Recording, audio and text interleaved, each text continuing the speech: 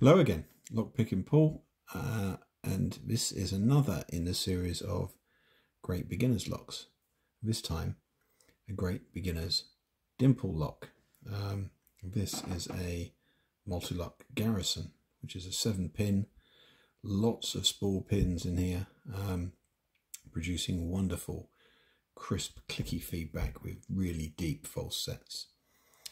Now, for most new lock pickers, you tend to avoid dimple locks for at least the first few months. I know I did, because they look kind of scary. You think, just get your head around pin tumblers, and you've got this thing with this flat key and these dimples carved into it. And it really does look like it's super high security. They're really not. They're not any more secure than a regular pin tumbler lock. But they do require a different technique, and they have some quirks all their own. So to pick these, you use a flag. Looks a bit like that. It's got a flat edge and it will have a bias on it, perhaps. If I can show you end on to the camera, if it'll focus. This particular flag, the flag is coming off the top of the pick.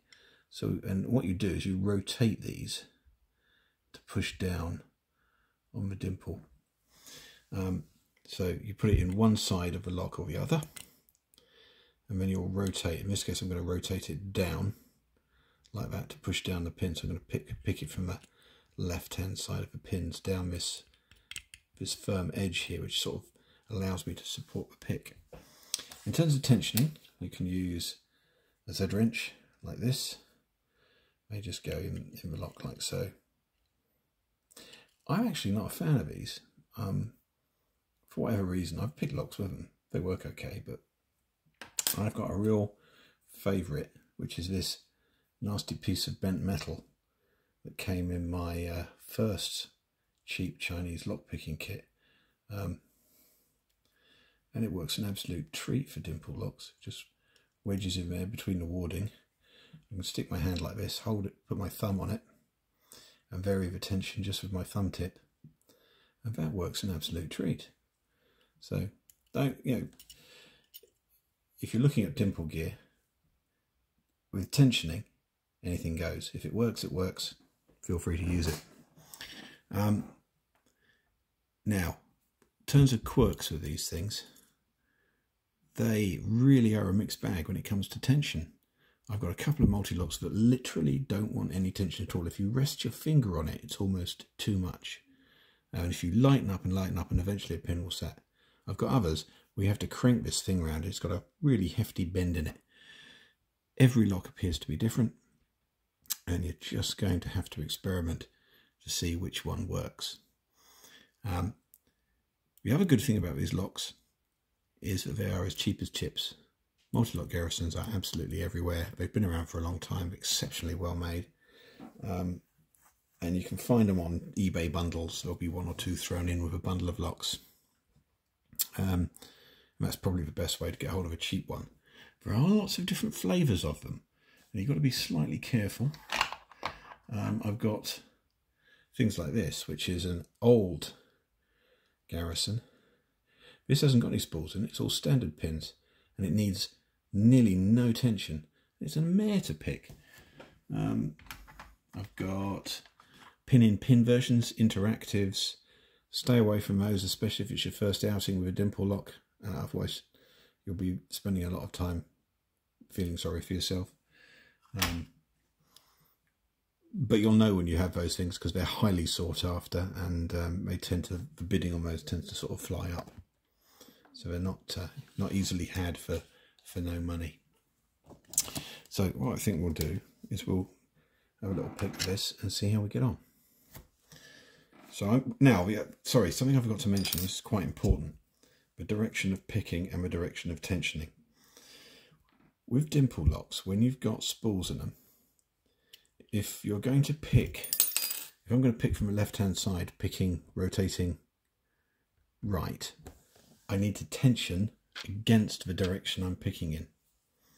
So otherwise when you get it into a deep false set, you won't be able to get it you won't be able to get the spool to push down through the shear line, because it will literally just bind up on you. So if I'm picking down from the left-hand side of the pin, I want to be tensioning up.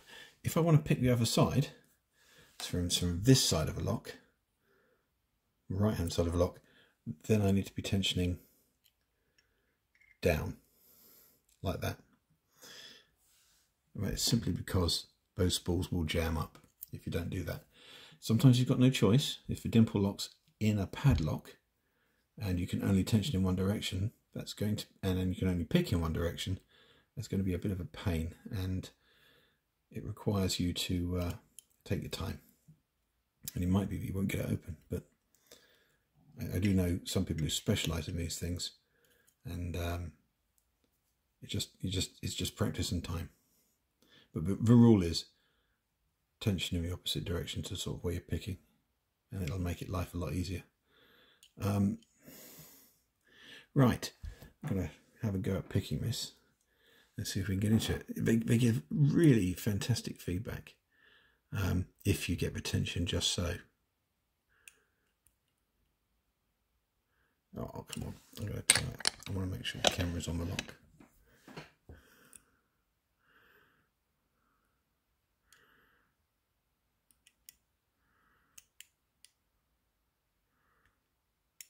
A few small clicks.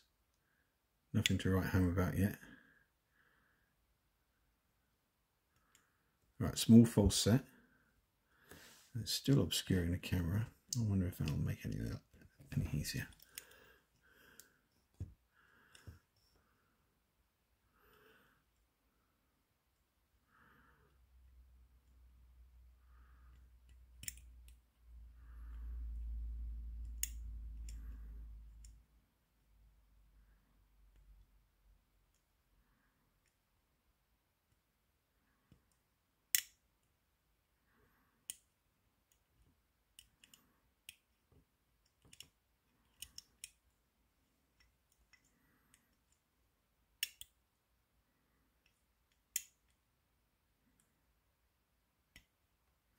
Right, so I've just got pin 4. I'm just going to show you this. Take the pick out. It's gone into a good false set now. So what I've got to do is work my way along, find the spools, pick the pins which are counter-rotating, and just ease off from the tension to allow the spools to go through the shear line.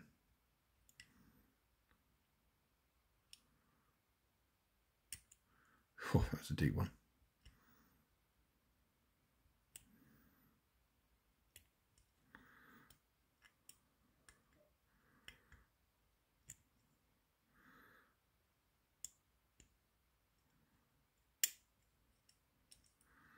Right, that's 3 spools set now.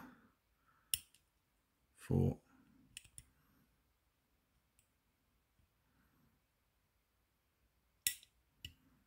5. There you go. Gone open. That is a real joy to pick. It's such a chatty lock. Really gives you loads and loads and loads of feedback. Anyway, nice quick video. Hope you enjoyed that, and go find yourself some Garrisons. Best of luck with your picking.